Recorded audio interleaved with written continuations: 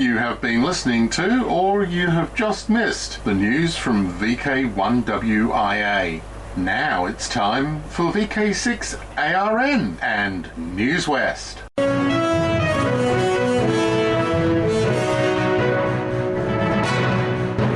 This is VK6ARN, Newswest. We are a community organisation and we've been serving up the best amateur radio news in Australia since 1931.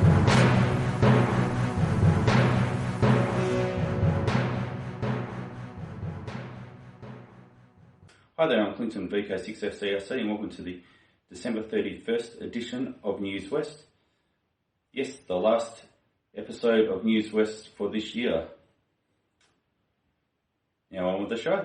Write this date up on your new 2024 calendar now. Time, 09 hours. Day, Saturday. Date, 10 February. Place, Mandurah Bowling Club. Address, 89 Allnut Street, Mandurah. Just up the hill from the Mandurah railway station. Purpose, Pargfest Swap Meet. The Peel Amateur Radio Group Mega Raffle is on again now. Prizes will be drawn at the event on Saturday 10 February. Go to the Parg website at www.parg.org.au for information. Hi, I'm Steve, VK6SJ, with this week's episode of Did You Know? I had an opportunity to go to an East Coast ham event in early November, namely the Rosebud Radio Fest near Melbourne. Having been involved in assisting or leading the organisation of a few events, namely NCRG Hamfest and lighter involvement in Perth Tech and attending all other Perth events as well as other shows around Australia, and this year one major event in the US, it was interesting to see how Spark, Southern Peninsula Amateur Radio Group, approached their day. On the surface, Rosebud had a very similar look to all of our events here in Perth. Raffle, big hall with lots of people selling stuff. Rotary had a caravan selling food and presentations, of which I also gave one. A few interesting points though. Rosebud may well be the best publicised hamfest in Australia, or at least up there. They start their marketing process about the time the last show ends, and it's reasonably constant up to the next event.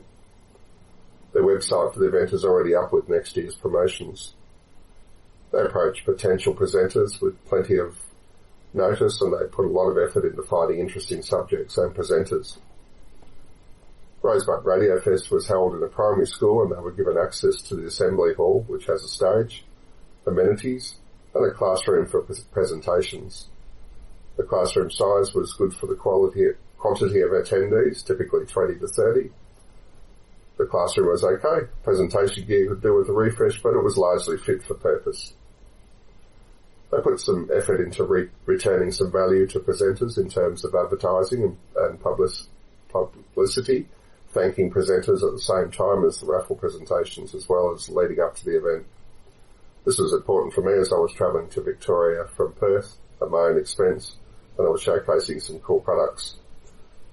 This was my second time as a presenter, and I would do it again. Interestingly, they got Rotary to park a caravan outside the hall for catering. Normally this is a big fundraiser for any of our events and often run by the club instead. Handing that to an organisation like Rotary was good for the community. Rotary does a lot for our local communities, and also allowed the organisers to focus on the rest of the day's tasks. Definitely food for thought, pun intended. There was an above average amount of displays on and around the hall. They even had a helicopter land from one of the public safety organisations. Cost of entry was $6. Must have been hell for the ticket takers, or maybe they just brought in lots of $2 coins for change. Note that the event wasn't on the same weekend as Bathurst, AFL, NRL Grand Finals, or any of the big DX contests. There were a lot of tables occupied, very similar to our Hamfest in Perth and surrounds. A few vendors and a lot of others selling stuff. There were a lot of CBs for sale, so I suspect that the event also attracts a share of the recreational CB market. I can't seem to find a head count for the day publicly described, but looking around the hall compared to our efforts, I suspect about twice as many attendees than our events. It should be noted, though, that we have a lot less than half the population of hams in Perth as Melbourne, so we aren't doing too bad in that arena. I left the hall around 1:30 to head to the airport, but the event was still going strong as I left. The big takeaways for me were Rosebud's a good example of a local Australian ham event which has managed to combine all of the crowd drawers, raffle, flea market and forums into the one day. They seem to continue to look for things that will stand it out. For instance, in 2024 we'll have a solar observations demonstration. Having the forum in a different building was good and allowed the forum to work with no other distractions. Each of our great events in Perth have strengths, and Rosebud managed to combine all of those into the one day. Looking at attendance of our days compared to Rosebud as well as how it was run, I don't think we're doing too bad in the West. I'm sure if any of us dug deep we could improve on what we have, and we should do that. But we also hold up well to them t'other-siders. On a different note, I started out this year to do one of these episodes each week, but averaged a bit more than one a fortnight. Due to work commitments and my fair share of writer's block, I'm really pleased to see Ono's Foundations of Amateur Radio back on air, so well done to all of those that made that happen. I'm happy to keep digging up stuff, but would also love to hear ideas from others as well, and I can do some research if need be. Thanks to everyone for all the nice things said to me about the episodes. It certainly kept me motivated. Thanks to Barry Burns, who started writing his memoirs going back to the mid-50s in amateur radio. I look forward to continuing that story in the new year. Also thanks to the SSTV group for providing a couple of articles, and to all listeners for putting up with it all.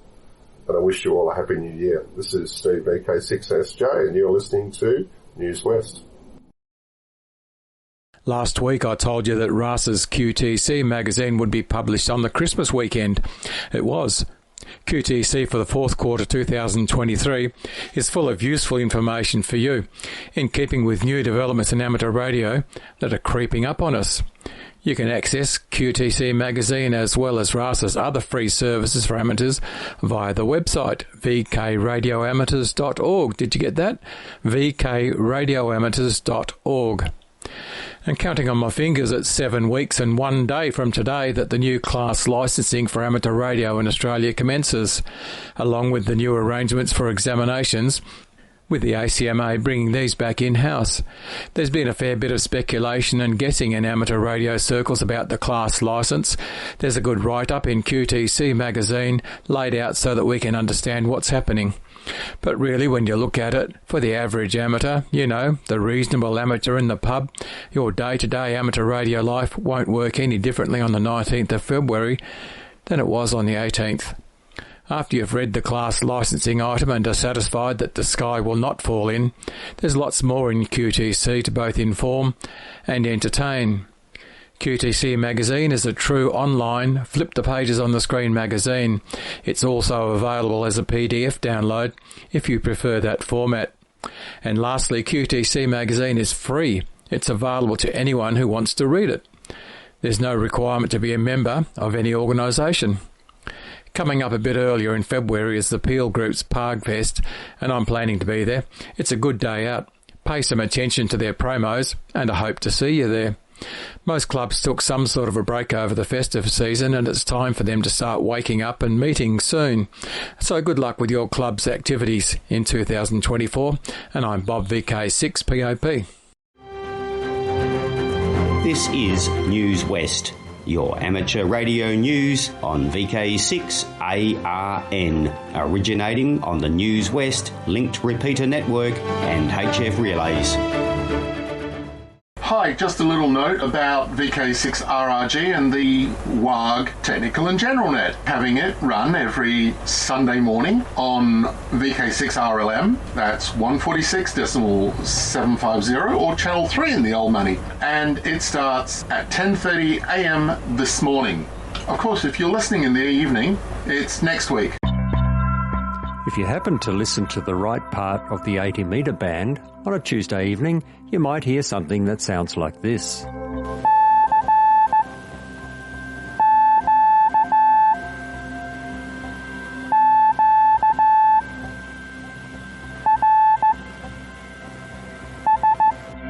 The CQ-QRS net has been running every single Tuesday for the last 2 years and has been unbelievably popular. There are usually half a dozen, and a couple of times up to 18 stations, popping in and out when they can over the 4 or 5 hours.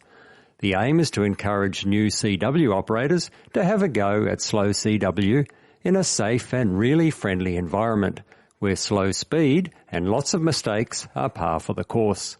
It's all about having a go, starting with a basic call sign and RST exchange, then over time getting better and better.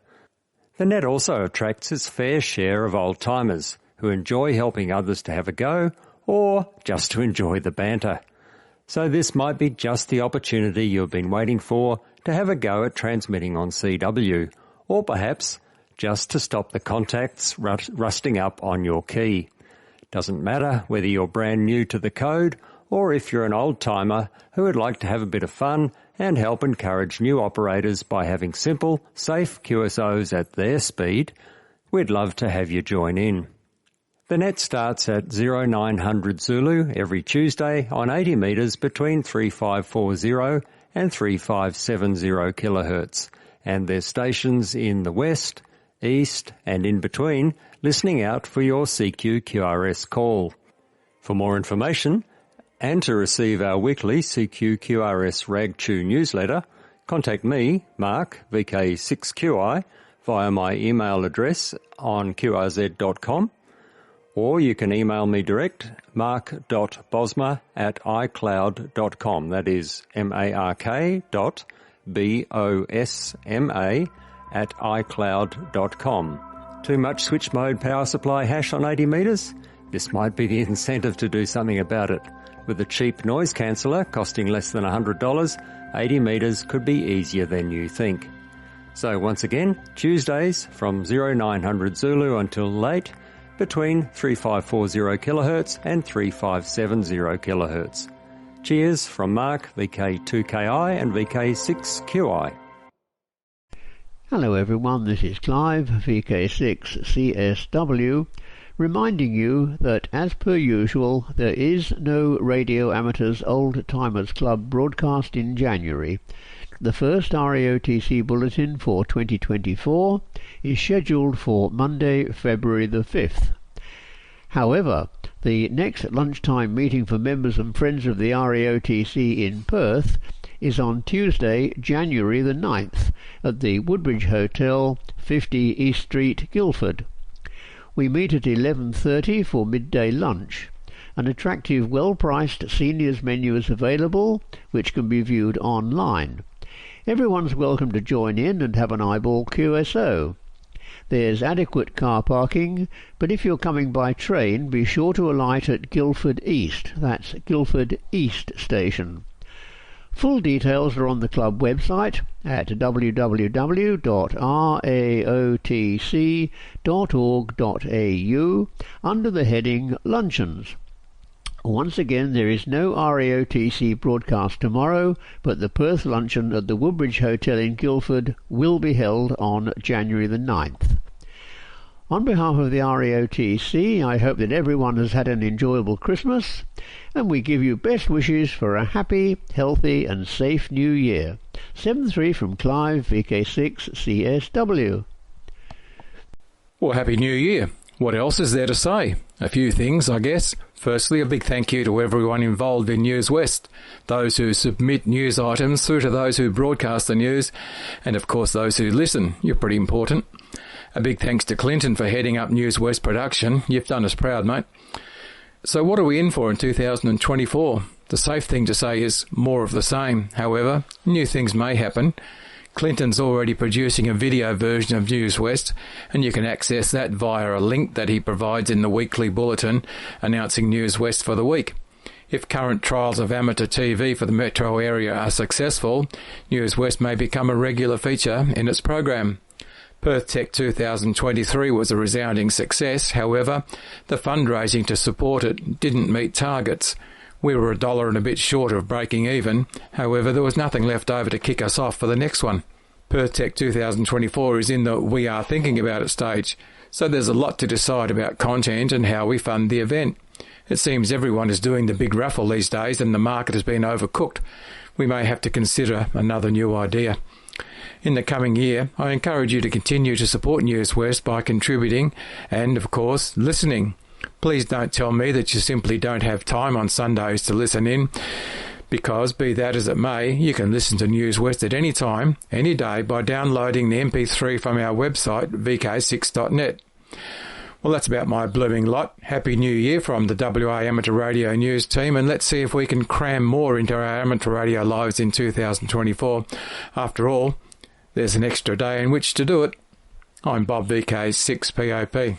Here's a spot from WAG. Have you considered becoming a member? $25 a year. It's got to be one of the cheapest memberships in the country. Do you use the repeater? Well, you're using the repeater now if you're listening on 2 meters, or for that matter, just listening to the news on any frequency, because the linked repeater network is the beginning point for listening to VK6ARN. But repeaters are fun things. You don't have to just listen. You can actually ka-chunk them, or get on air and make some noise, as Ono might say. If you get on air and make some noise on the repeaters, please do consider joining the repeater group. That's all we want to say from WAG for now. Thanks for listening. I'm Mark, VK6 FIVE for VK6 RRG. This is Newswest, your amateur radio news on VK6ARN, originating on the Newswest linked repeater network and HF relays. Foundations of Amateur Radio. Today I'm going to spend a little longer with you than usual, but then I think this is important and it's good to end the year on a bang. Have you ever attempted to make contact with a specific DXCC entity and spent some time exploring the band plan to discover what the best frequency might be to achieve that? If you got right into it, you might have gone so far as to attempt to locate the band plan that applies to your particular target. If you have, what I'm about to discuss will not come as a surprise. If not, strap yourself in. When you get your license, you're hopefully presented with a current band plan that is relevant to your license conditions. It shows what frequencies are available to you, which modes you can use where, and what power levels and bandwidth are permitted. It should also show you if you're the primary user or not on a particular band. If you're not sure what that means, some frequency ranges are allocated to multiple users. An amateur radio, as one such user, is expected to share. If you're a primary user, you have priority, but if you're not, you need to give way to other traffic. It should come as no surprise that this is heavily regulated, but as a surprise to some, it changes regularly. Across the world, frequency allocation is coordinated by the International Telecommunications Union, the ITU, and specifically for amateur radio by the International Amateur Radio Union, the IARU. It coordinates frequencies with each peak amateur radio body. The ITU divides the world into 3 regions, Region 1, 2 and 3, each with its own band plan. Within each region, a country has the ability to allocate frequencies as it sees fit, presumably as long as it complies with the ITU requirements. As a result, there's not one single picture of how frequencies are allocated. And this is where the fun starts. In Australia, there's an official legislated band plan, cunningly titled Foxtrot 2021 Lima 00617. It contains the frequencies for all the radio spectrum users, as well as a column for each ITU region. The document is 200 pages long, and comes with an astounding array of footnotes and exclusions. It's dated 21 May 2021. There's a simplified version published by the Wireless Institute of Australia, which comes as a 32-page PDF. It was last updated in September 2020. When I say, quote, simplified, unquote, I'm of course kidding. It doesn't include the 60-metre band, which, according to the regulator, is actually an amateur band today. The 13-centimetre band, according to the WIA, shows a gap between 2302 and 2400, where the regulator shows it as a continuous allocation between 2300 and 2450 MHz. The point being, who's right? What can you actually use? Oh, the WIA does have a different page that shows that 6 meters has some additions, but they haven't bothered to update their actual band plan. To make life easier, the regulator includes helpful footnotes like AUS 87. This is particularly useful if you want to search their PDF to determine what this actually says, since it only appears 156 times, and it's not a link within the document. In case you're curious, it's related to 3 radio astronomy facilities operated by the Commonwealth Scientific and Industrial Research Organisation, better known as the CSIRO, 2 by the University of Tasmania, and 1 by the Canberra Deep Space Network. Interestingly, the Australian Square Kilometre Array and the Murchison Wide Field Array don't feature in those particular exclusions. They're covered by footnote AUS 103. If that wasn't enough, the regulator has no time for specific amateur use. You can find the word amateur 204 times, but there's no differentiation between the different classes of license, which means that you need to go back to the WIA document to figure out which license class is allowed where. Which of course means that you end up in no man's land if you want to discover who is permitted to transmit on 2350 MHz. If we look further afield, in the USA the ARRL publishes half a dozen different versions, each with different colours, since black and white, grayscale, colour and web colour are all important attributes to differentiate an official document. Of course, those versions are now all 6 years out of date, having been revised on the 22nd of September 2017. The most recent version, in a completely different format, only in one colour, has all the relevant information. It shows a revised date of 10 February 2023, that or 2 October 2023, because of course nobody outside the US is ever going to want to refer to that document, seeing as there's only amateurs in the USA, well, at least according to the ARRL. Interestingly, the U.S. Department of Commerce, the National Telecommunications and Information Administration Office of Spectrum Management, publishes a colourful chart showing the radio spectrum between 3 kHz and 300 GHz. You can't use it as a technical document, but it's pretty on a wall to amaze your non-amateur friends. The FCC has a band plan page, but I couldn't discover how to actually get amateur-related information from it. If you think that's bad, you haven't seen anything yet. The British are special. The RSGB publishes a variety of versions, each worse than the next. It appears that their system creates a single HTML page for each band. Their 32-page PDF is a printout of that, and their interactive viewer wraps all that into some proprietary system that makes using it an abysmal experience. Fortunately, they also link to a band plan made by the regulator, presented as a 5-page PDF, which is much more concise and has the helpful heading, "The following band plan is largely based on that agreed at IARU Region 1 General Conferences, with some local differences on frequencies above 430 MHz. Unfortunately, it doesn't specify which particular general conferences apply, but it does helpfully tell us that it's effective from the 1st of January 2023, unless otherwise shown. That said, 2023 only appears in the headers and footers and 2024 doesn't appear, so who knows what date exceptions exist. One point of difference is that the RSGB also publishes their band plan as an Excel workbook. This might start your heart beating a little faster with visions of data entry, sorting, filtering and other such goodies, like figuring out which frequency to use for a particular mode. Unfortunately, the authors have used Excel as a tool for making tables, like you'd see in a word processing document. Start and stop frequencies in the same cell, random use of megahertz, spacing between bandwidth and frequencies, and descriptions intermingled. In other words, this is not an Excel workbook, and it does not contain information in any usable form, unless you want to do some free text searching across the 32 worksheets. What is it with 32 anyway? Perhaps this is their authoring tool and they save as HTML from within Excel or print to PDF. Who knows? One point that the British do get right is version control. You can see specifically what change was introduced when.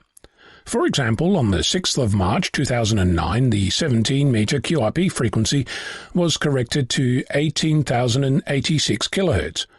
Mind you, there's several pages of updates, helpfully scattered across multiple worksheets. Yes, they're really using Excel as a word processor. Before I dig into any other countries, I should mention the United Nations Amateur Radio Peak Body, the IARU, presumably a model that countries should aspire to. The IARU has links to 3 different sets of band plans. Region 1 breaks the band plan into HF and higher frequencies, and the higher frequencies are broken into notional bands, each with their own PDF.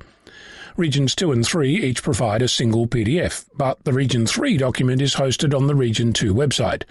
Region 1 documents contain a revision and an active date as well as an author. Region 2 and 3 documents contain a date and are formatted completely differently.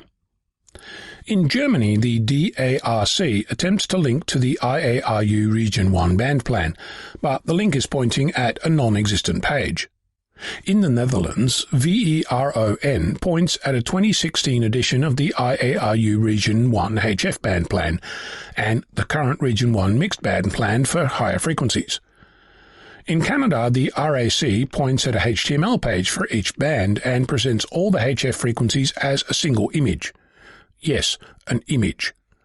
All the other bands are essentially text describing how to use a particular band. The HF image states that it applies from the 1st of June 2023. The rest of the pages carry various dates that conflict with each other. For example, the 2-meter band states on the landing page that it was updated on the 23rd of September 1995, but the page itself refers to a new 2-meter band plan that was approved in October of 2020. The linked band plan contains all the credit who is responsible for the plan, naming the entire committee, adding notes and requesting donations, straight from the RAC newsletter, page 36 and 37 of the November-December 2020 edition, rather than providing a standalone technical document. Let's hop back across the Atlantic and see what else we can learn. In Switzerland, things are a little different. Its regulator publishes a frequency allocation plan that is a thing of beauty. It presents as a table on a web page, but it has a search box you can use to filter the frequencies that you're interested in. So if you use the word amateur, you end up seeing the whole amateur radio spectrum as it exists within the borders of Switzerland.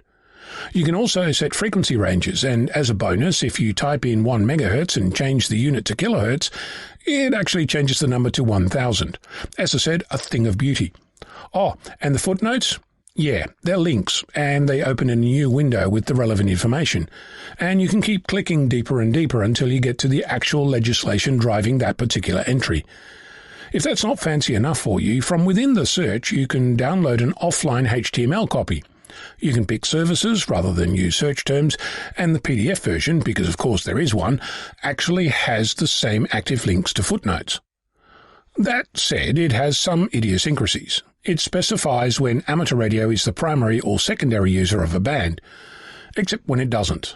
I presume that this is a regulatory thing and that it's a shared resource, but as an outsider I'm not familiar with Swiss law. But if I was inclined, I could become familiar, since the documents are all written in multiple languages, including English. Another oddity is that some frequencies show no text at all, but I presume that's a bug rather than by design. Speaking of bugs, or features depending on your perspective, consider the frequency 2300 MHz. Every single document I looked at mixes up how this is shown. Some have a space between the number and the unit, some don't. Some countries put a space between the 2 and the 3, some a dot, some a comma. The Swiss use an apostrophe. Just so we are clear, these are technical documents we're talking about. They're not literary works, they're standards for how to use this, but it seems that the people writing these documents are blissfully unaware of any such references. Even the IARU cannot agree on how to represent the same number, let alone use the same formatting for the same band plan in each of its 3 regions. At this point, you might come to the conclusion that this is all an abhorrent mess, and I'd agree with you. In my opinion, it goes directly to how important our hobby is in the scheme of things and just how little funding is allocated to our activities. It also shows that there are contradictory sources of truth and not a single unified view on how to present this information to the global amateur community. In case you're wondering why that matters, electromagnetism doesn't stop at the political boundaries of the location where we might find ourselves. And if that doesn't matter to you, consider again how you'd best talk to an amateur of any given DXCC entity and on what particular frequency you might achieve that. So, aside from whinging about it, what can you do about this? I have started a project. Of course I have. That attempts to document two things. Well, three. First of all, I used the WIA version of the DXCC list, since the ARRL doesn't actually publish that for free anywhere, and used that to track a list of hopefully official frequency allocation documents. I'm also in the process of capturing the content of each of those documents into a database, so we can all figure out what the best frequency is to talk to another country. I'm still in the design stages for the database. For example, do we want to store a frequency in hertz, in kilohertz, or pick a magnitude and store a number? Each of these choices has long-term implications for using the tool. Then there's things like discovering which band plan applies to Scarborough Reef, the San Felix Islands and Pratas Island, to name a few, since I've really only scratched the surface with the plans I've explored. I had visions of putting this on GitHub, but perhaps this should be part of the Wikipedia collection, and it should live there. I'm still considering the best plan of attack. In the meantime, you can help. Please send an email to cq@vk6flab.com with the official band plan link for your own DXCC entity. And if you have thoughts on how best to structure the database or where this project should live, let me know. For example, should the database include just band plans, or should we also include things like modes? For example, the official VK6 calling frequency for 40 meters is 7.093 MHz. Should that be in the database, and should we include the preferred Olivia calling frequency? While looking at that, consider the band labels we use. Australia doesn't have a 75-metre band, but others do. Some countries refer to the 4mm band, others refer to it by frequency. So, over to you. Let me know what you think. I'll leave you with a quote by Darren 2 Echo 0 Lima X-Ray Yankee. It is not the class of license the amateur holds, but the class of the amateur that holds the license. I'm Ono, Victor Kilo 6, Foxtrot Lima Alpha Bravo, Lima Alpha. This is Newswest, your amateur radio news on VK6ARN, originating on the Newswest linked repeater network and HF relays. Good morning, everyone. This is the last helpline for the year. Brand new year tomorrow. This is the helpline for the 31st of December 2023. What do I have for you today? From Glenn, VK6 Lima Golf Bravo. He has a high gain antenna. It's a TH3 Junior 3-element tri-band Yagi antenna for sale. It's an antenna for 10, 15 and 20 metre bands. It's new, not used. Comes in the box, ready for assembling. The antenna normally costs about $995 Australian dollars and is on for sale at the moment for only $550 to a good home. It can be driven up to 600 watts with an average gain of 5.8 dBd and a front to back ratio of about 25 dB average. And they pick up from the Rockingham area or can be delivered locally. If you're interested, contact Glenn. His phone number is 089592 7915 at 089592 7915 or email to VK6 Lima Golf Bravo at hotmail.com. Victor Kilo 6 Lima Golf Bravo at hotmail.com. Thanks, says Glenn. That's all I have for you for this time. I trust that you had a very good Christmas, and I wish you a very happy and prosperous new year. And I'll meet again in the year 2024. Until then, 7-3 from Roy, VK6 X-Ray Victor. And my email address is roy.watkins@bigpond.com. You may notice that Newswest has been light on for content lately, and I've been playing a lot of repeat stories, but you can help us to change that by sending your stories or contributions through to newswest@vk6.net. Hi there, it's Clinton, VK6FCRC, back with you. And did you know that Newswest is now on YouTube? Type in youtube.com/@Newswest weekly podcast -Kilo Zulu 7 Yankee Charlie. Oh, and before I go, I'd like to thank those watching on YouTube or ATV, the readers, and you for listening. I'd also like to thank our team, the broadcasters, and those submitting content each week. Please stand by now for callbacks after the broadcast, or head over to the VK6.net website and fill out the forms so we know how many people are listening each week.